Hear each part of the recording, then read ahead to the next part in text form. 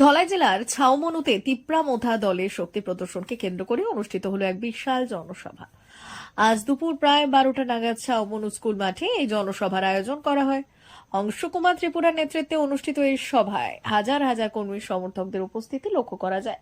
দলীয় পতাকা, স্লোগান এবং উচ্ছ্বাসে মুখরিত হয়ে ওঠে পুরো সভাস্থল, যা এলাকাবাসীর নজর কেড়েছে। সভায় প্রধান অতিথি হিসেবে উপস্থিত ছিলেন তিপ্রামোথার সুপ্রিমো প্রদ্যুৎ কিশোর দেববর্মন। তিনি তার বক্তব্যে দলীয় অবস্থান, আদিবাসী অধিকার এবং আসন্ন নির্বাচনে তিপ্রামোথার লক্ষ্য নিয়ে বিস্তারিত তুলে ধরেন।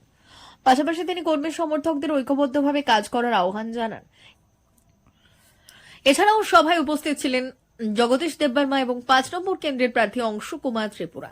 তারাও নিজেদের বক্তব্যে ভোটারদের সমর্থন প্রার্থনা করেন এবং এলাকায় উন্নয়নের বিভিন্ন প্রতিশ্রুতি তুলে ধরেন।